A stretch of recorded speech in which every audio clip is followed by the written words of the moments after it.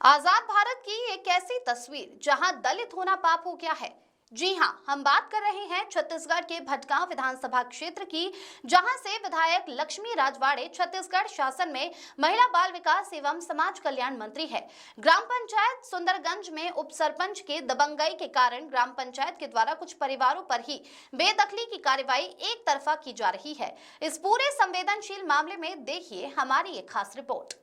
थोड़ा सा सर, हम लोग दलित जात के घसिया हैं, इसलिए हम लोग को बेदखल करना चाहते हैं। थोड़ा सा सर, हम लोग दलित जात के घसिया हैं, इसलिए हम लोग को बेदखल करना चाहते हैं। थोड़ा सा सर, हम लोग दलित जात के घसिया हैं, इसलिए हम लोग को बेदखल करना चाहते हैं। कबीर कुआं एक है, कबीर कुआं एक है, पानी भरे अनेक, बर्तन में ही भेद है, पानी सब में एक। कबीरदास की यह पंक्तियां निश्चित तौर पर अस्पृश्यता के साथ जो छुआछूत की बीमारी है समाज में, उसको उसके विरुद्ध थी। अर्थात उन्होंने कहा था कुआं तो एक ही है, पानी भरने वाले अनेक हैं। पानी एक है, बर्तन के भेद अलग अलग हो सकते हैं। आज यही वाकया सुंदरगंज ग्राम पंचायत में देखने को मिल रहा है, जहां दलित होना कहीं ना कहीं बेदखली का मुख्य कारण बन गया है। एक परिवार जो पिछले 60-70 सालों से पहले से यहां घर बनाकर कृषि कार्य कर रहा था, उसे ग्राम सभा के द्वारा नोटिस दिया जा रहा है बेदखली का, जबकि उक्त भूमि के लिए प्रकरण कब्जा को लेकर नायब तहसीलदार पिलखा तात्कालीन 2011 में चला और वर्तमान में जो लटोरी तहसील है वहां के तहसीलदार भी यहां आए थे। उन्होंने कहा कि कोई विवाद नहीं करना है, ग्राम पंचायत ग्राम सभा में आपस में समझौता करना है। जब यह परिवार 60-70 सालों से यहां निवास कर रहा है, रोजी रोटी चला रहा है, उसके बच्चे पल रहे हैं, उनके साथ भी न्याय करना है, क्योंकि इनके पास और कोई जमीन कृषि कार्य के लिए या जीविकोपार्जन के लिए नहीं है।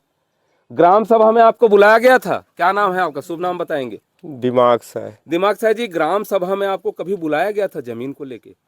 ग्राम सभा में बुलाया था बराबर, बाकी गए रहे। हाँ, तो गए तो क्या बोले वो लोग? वो लोग बोला कि तुम लोग वो सब मतलब एक सुर हो जाओ। हाँ, हैं? हाँ। अब सुर हो गए तेकर बाद में ओकर बिहाने दिन आए के गोटा धान भेर गहूं भेर ला पूरा जोत देही। हाँ, हाँ। अब मारिन भी है, मारपीट भी हुआ है। हाँ। इनके साथ मार, इधर आइए आप। हाँ। मौके मारी। काहे मारे, क्यों, कहाँ पे मारे आपको? यही ऐसन से हमारी। क्या कर रहे थे आप वहाँ मैं पे? गोड़े गिरत रहे कि मोर धान फसिला रहे दा झइन इधर बचाए दा। हाँ। तेकर मौके देकर दाई बेटी एक घसिन कर कहीं के एक जगह न जमीन कहीं के मारा एक धाय कुदाए के। हाँ, मतलब घसिया जात का होना या दलित होना कोई पाप है क्या? संविधान में तो इनको बहुत बड़े बड़े उच्चाधिकार दिए गए हैं, फिर यहाँ क्यों इनको शोषित किया जा रहा है? किसके द्वारा शोषित किया जा रहा है? आप खुल के बताएंगे, डरेंगे नहीं। कौन आखिर शोषण कर रहा है आप लोगों का? ये मेरे गांव के पंचायत सरपंच और उप सरपंच खलेश्वर राजवाड़े है ना जी। ये क्या है, क्या चीज का आप लोग को ये सजा दिया जा रहा है, बताइए थोड़ा सा। सर, हम लोग दलित जात के घसिया हैं, इसलिए हम लोग को बेदखल करना चाहते हैं। सर, दलित जात के घसिया। ध्यान से सुनिएगा। आजाद भारत में जहां हम आजादी का अमृत महोत्सव मना रहे हैं, जहां के मुख्यमंत्री खुद आदिवासी हैं, वहां एक दलित परिवार को इनकी पीड़ा कोई समझने वाला नहीं है। इन्हें इनकी जमीन से बेदखल किया जा रहा है। कल क्या हुआ था घटना? जेसीबी कैसे आई थी कल पंचायत द्वारा मतलब जेसीबी लाए थे, जिसमें कुछ भी नोटिस वगैरह हम लोग को जारी नहीं किया था। कोई नोटिस नहीं दिया गया? नहीं दिया। तो ये जेसीबी कैसे यार, तोड़ने में भिड़ रहे थे क्या? बस खड़ा किए थे जेसीबी को। हाँ, क्या बोल रहे थे? कि पूरा घर को खाली किया जाएगा। हाँ जी। तो आप लोगों के पास जब कोई साधन नहीं है तो कैसे आप लोग खाली करेंगे, जब आप लोग यहाँ पे कब्जा के लिए अपना फाइन भी पटा चुके हैं, केस भी चल रहा है जी? कैसे करेंगे आप लोग यदि इनके द्वारा ऐसा किया गया? कहाँ तो जाए क्या सर? सरकार से चाहेंगे? सरकार से निवेदन है कि हम लोग को जगह दिया जाए। शासन से ही मांग करते हैं कि हमारा ये 159 प्लाट है, उसमें से मतलब हमको 2 ही प्लाट को मतलब खाली कर दे रहे हैं, तो हम लोग कहाँ जाएं? आपने सुना 159 प्लॉट हैं ऐसे शासकीय भूमि पर कब्जा के, जबकि यह परिवार जो खुद को बता रहा है कि हमें दलित होने की सजा दी जा रही है। क्या दलित होने की सजा किसी के जीवन से, उसके रोजी रोटी से, उसके परिवार से, उसके बच्चों से खिलवाड़ करना है? क्या दलित होने की सजा इतनी बड़ी? इनके पास कोई साधन नहीं है जीने का, न ही कोई नौकरी में है, न कोई शासकीय किसी तरीके के कामकाज में है, कहीं नहीं है। तो ये जाएं तो जाएं कहाँ? हम भी सवाल सरकार से करते हैं। जहां विष्णु का सुशासन और मोदी की गारंटी है, उसमें हमारा सवाल है। दिमाग साहब जी, ये जमीन जो है आप लोग कब से रहते आए हैं जानकारी के हिसाब से? 40-50 साल हो गया। हाँ, हो गया। शादी ब्याह तो मोर यही जग हुई से इतना पर ले आए हो, मैं यही जब बाढ़े हो मैं यही। अब मोर लड़को छुआन मोरे संगे बुढ़ावत है। क्या कहना चाहते हैं आप? एक महिला है, आपके साथ इस तरीके ना से महाराज, मैं मारपीट की यही गई। ये मुँह के मारी।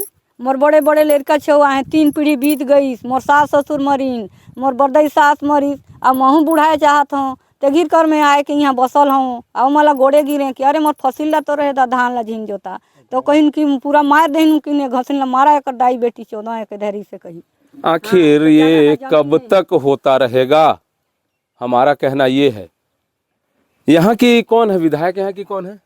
लक्ष्मी रजवाड़े वो मंत्री भी है ना जी। छत्तीसगढ़ शासन में। जी कभी उन तक शिकायत आप लोगों ने की थी इस तरीके की? गए थे सर, पर नहीं थे। रायपुर बोले, रायपुर चले गए हैं जी। फिर रुके थे कुछ देर तक वहाँ उनके घर पे, पानी तक नहीं दी। आप दलितों के शोषण पर बोलने वाली महिला बाल विकास मंत्री और स्थानीय विधायक हैं लक्ष्मी राजवाड़ी जी। मैं आपसे भी कहना चाहूँगा, इस मामले को जरूर संज्ञान में लें और इस तरीके से दलित और पिछड़ा जो परिवार है, जिनको नीच जाति होने के कारण यहाँ से बेदखल होना पड़ेगा, इससे बड़ा दुर्भाग्य आपके लिए कुछ नहीं होगा। क्योंकि आप सर्वाधिक वोटों से जीतने वाली अभी तक की विधायक भटगांव क्षेत्र की हैं। आपका क्या नाम है?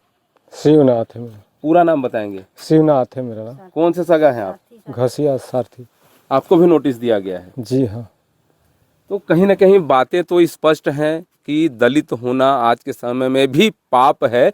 जहां संविधान में इन्हें विशेष दर्जा दिया गया है, उसके बाद भी इस तरीके की जो कार्रवाई ग्राम पंचायत के द्वारा मनमाने ढंग से की जा रही है, उसके विरुद्ध यहाँ के उच्च जनप्रतिनिधियों को, प्रशासनिक अधिकारियों को संज्ञान में लेना पड़ेगा। अन्यथा यहाँ भी इस बेवजह जो ग्राम सभा में पास करके इनको खाली कराने का नोटिस दिया जा रहा है, कहीं ना कहीं यह हिंसक रूप ले सकता है।